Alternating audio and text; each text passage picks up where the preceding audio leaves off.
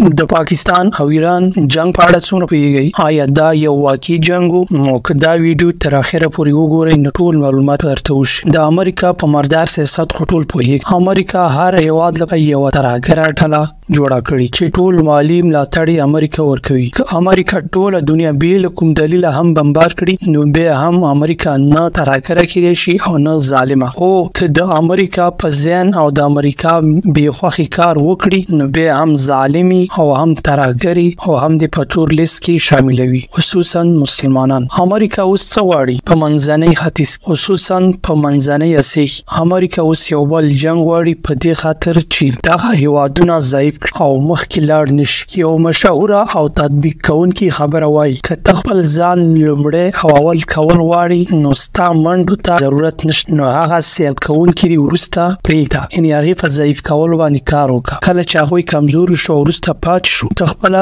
لومړی او اول کېږي. نو راځم اصلي موضوع ته. اسرائیل د 50 کال نه زیات په مظلومو فلسطینیانو حملې او ظلمونه کوي. دلته هېڅ کوم یهودي نه و د فلسطین په خاوره کې، خو د امریکا او انګلیس په ملاتړ دلته یهودیان ځای پر ځای کړل او یو دولت یې ورته جوړ چې اوس ټوله د فلسطین خاوره د یهودیانو په کنټرول کې ده. صرف دوه ټوټې پاتې دي چې یوه د فلسطین په نامه ده او بله د غزه په نامه. غزه د حماس له ډلې لخوا کنټرولېږي او دا بله د تش په نامه د فلسطین دولت لخوا اسرائیلو په کنټرول کې ده اداره کېږي. حماس ډله هېڅ اسرائیلو ته په غزه کې د مداخلې اجازه نه ورکوي، خو د هوا نه یې بمباروي. د اسرائیلو پرله پسې ظلمونو حماس ډله په اسرائیلو باندې برید ته مجبوره کړه او په اسرائیلو یې حمله وکړه.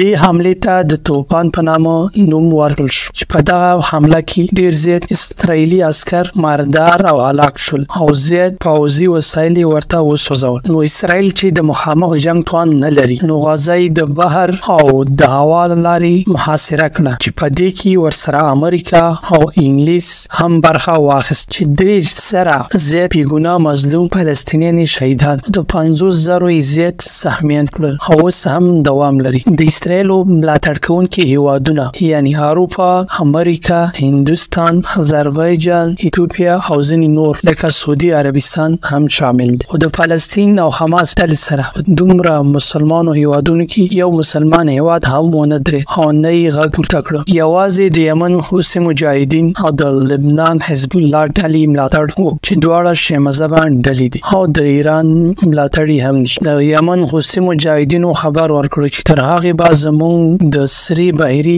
یوه تجارتي کښتۍ هم تېره نشي چې په فلسطین کې جنګ نه وي درېدلی. سره بحیره د تجارت تر ټولو غټه لار د اسرائیلو لپاره، خو د دې خبر سره ځینې تجارتي کښتۍ روانې شوې. حوثي مجاهدینو وویشتلي، خو امریکا وویل خبره خو رښتیا شوه او حملې شروع شوې. په عاجله توګه جنګي کښتۍ په رالېږلو فکر وکړ. که اوس یوازې زه داخل شم نو جنگ به پراخ شي نو ټوله نړۍ به بې ګوته ماته نیسي. نو ځان سره یې ملګري پیدا کړ. په دغه ملګرو کې انګلستان، بحرین، کاناډا، جرمني، انډیا او نور ځینې هیوادونه، سعودي عربستان هم پکې شامل. په پټه امریکا او انګلیس خپلې جنګي پیړۍ یمن سرې بحیرې ته راولېږلې. حوثي مجاهدینو د دې سره بیا هم خپلې حملې ونه درولې او لا زیات زور یې ورکړ او په لنډ وخت کې څو نورې کښتۍ هم وویشتلې چې انګلیس او امریکا جنګي الوتکو په حوثیانو بمبار وکړ او هغوی هم ځواب ورکړ. خو امریکا فکر وکړ چې دا حوثیان نه په جنګ ختمولی شو او نه یې مخه نیولی شو او د ایران ملاتړ هم ورسره دی او دنیا اوس هم دلته متوجه ده او موږ دلته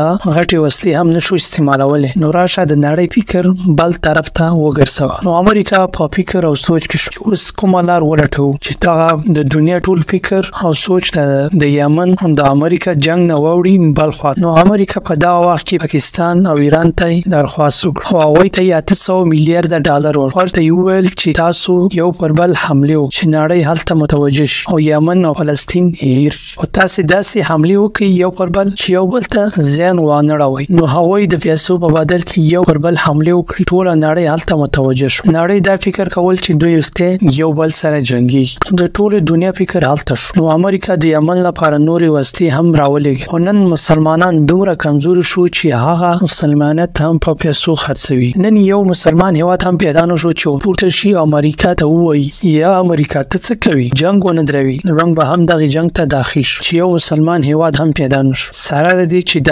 امریکا ترڅنګ ودرېده. که چیرته یوازې سعودي عربستان پاکستان او ترکیه هم خپل غږ پورته کړی وی او پورته نه په یمن کې جنگ وی او نه په فلسطین او غزا کې، نه به دومره مظلوم مسلمانان او فلسطینیان شهیدان کېدای. چې چیرته مسلمانو هیوادونو خادي اکال دوه هیوادونو چې هم غږ پورته کړی وی، نه به اسرائیل په غزا باندې بمبار کړی وی، نه به دونه فلسطینیان شهیدان شوی. دا مسلمانان نن سبا دومره ضعیف شوي دي چې یوازې د ډالرو لپاره ټول خاموش. حتی از د افغانستان طالبان چې د دین پتنګان به هم ځان ته ویل، نن چې امریکا یو څو ډالر ورکوي نو ټول د فلسطین په حادثه خاموش دي او هیڅ کوم غږ نه کوي. امریکا ټوله دنیا په ډالرو چپه کړې ده او خپل ځان سپر پاور جوړ کړی او د حماس او حوثي مجاهدینو سره الله نصرت او مدد او د الله په نصرت په کامیابی. دغه د پاکستان او د ایران دواړو هیوادونو ترمنځ کوم جنجال شو هستی حقیقت تاسو سره روښانه کړم. لا خپل معلومات لپاره زموږ چینل کې ګډون وکړئ. مدینه چینل. الله وسپارم.